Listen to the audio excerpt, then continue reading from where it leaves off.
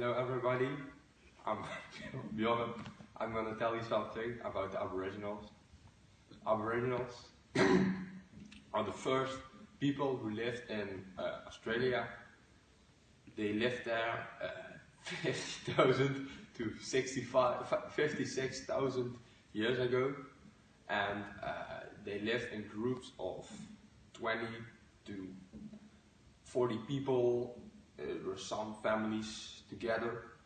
They knew a lot of things. They knew a lot about the nature around them, about the plants and the animals who lived there, which animals were good to eat and which weren't. Same with the plants, which plants are good to eat and which weren't. They lived there for a long time. Now, in the past they lived there very long. They lived with many groups, but they knew they knew very many groups, but they lived separate from each other. So when the Aboriginals came, they came with something around the 600 stamps, and they came to Australia. That was in a time that there was no ice anymore, just after the ice time. And when all the islands were connected to each other, so they could walk from each to another island. So that's how every 600 stamps came to Australia. When they came, they grew over the years.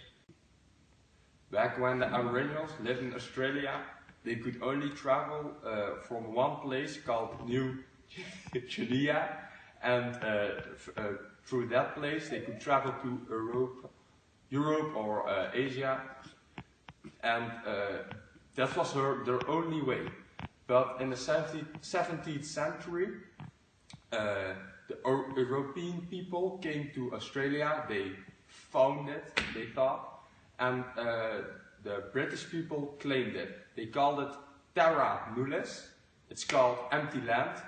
They claimed it, but they didn't know the Aboriginals lived there, and they didn't even ask them if they could stay there, as you think. They just claimed it. Back when the British people went to Australia, they killed a lot of Aboriginals because they wanted the country. They sent a lot of Aboriginals away to the bad areas of Australia, so they must live there. When the British people wanted that the Aboriginals would become Christian, so they did it brutally. They killed some Aboriginals too, or many, could I say, and they took the children of the Aboriginals and they gave them to the white people to make them Christian. The Aboriginals who were sent with the white people to become Christian were later on seen as the stolen generation because they had to be Christian. They even weren't respected, and if they stood up for themselves, they would get killed. Even when, later on in the year 60s, it's in 1960, they got rights, if you can say that, because then they could vote and be a really citizen. That was my part of the story. Yeah. I'm going to tell something about the culture of the Aboriginals. The Aboriginals were hunters and collectors. That means that the man, the male, were hunting for animals, and the children and the women were collecting for instance, strawberries, every berries, and cranes, and just for the things you cannot hunt, just some plants, etc. The Aboriginals were really dependent on the seasons, because that would determine if what they were going to eat. For instance, if the animals that were there at that moment, and everything they learned were told from generation to generation. For instance, how to hunt for crabs, or what plants are healthy and which not. And that was also very important to know, because Aboriginals were really close to nature, and they know, like I said, what plants were good and what effects they had on your body, etc. Yeah. Aboriginals mainly used weapons like bow and arrow to kill animals when they were hunting. They killed like cows and buffaloes, and they prepared their meal by cooking it. They did that by digging a hole in the ground, and then they laid stones in that hole, and they heated up those stones, and they laid those meat parts on those stones, and they were cooked by that. Kom maar. The Aboriginals, their physique looked like, of course they had black skin. They all had dark hair, very black dark hair, and just the shape of their hair was like, they had all very floating hair, or just little curls. I don't know the name exactly of that, but they almost all had black hair, or they had something like a disease. They had a very pointy chin. They most of the time they had a very tall head and very skinny legs, and they were about 1 meter 65 centimeters tall. Like Bjorn told us about how the Aboriginals came in Australia about 54,000 years ago. He told us about the way of living, and I'm gonna tell about something how they now live in this time of in this time. When the English people came, they simply just took the land of the Aboriginals, and still nowadays they have effect of that situation, what was happened. There are still they now live in smaller reservations in Australia.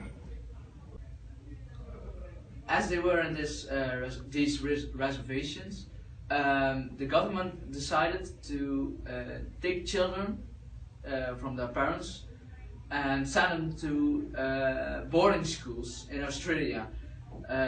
Exactly the same as what happened in America. Columbus came, and Indians were sent to boarding schools.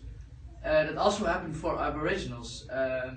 The government decided to take the children apart, send them to schools, and literally destroy their culture. In these boarding schools, there were a lot of violence and racism against these Indians, of these Aboriginals, sorry, and they, because they were so poor, and they had a bad living in these reservations. Conditions were very bad. The number of suicides were much higher than the normal people living in Australia. Because the way of living is so bad, they have a lot of depression, and especially in these boarding schools, it just became a lot worse and worse and worse. And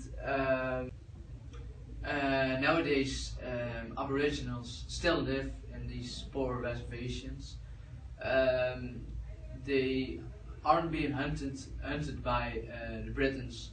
They have their own reservations, but conditions are still very bad in these reservations. Boarding schools still exist, but in normal ways. There isn't much violence anymore. Racism is still a thing, but it improved a lot over the years. In these reservations, they now still live. The conditions are still very bad, and yeah, like I said, they now have their own place to live in.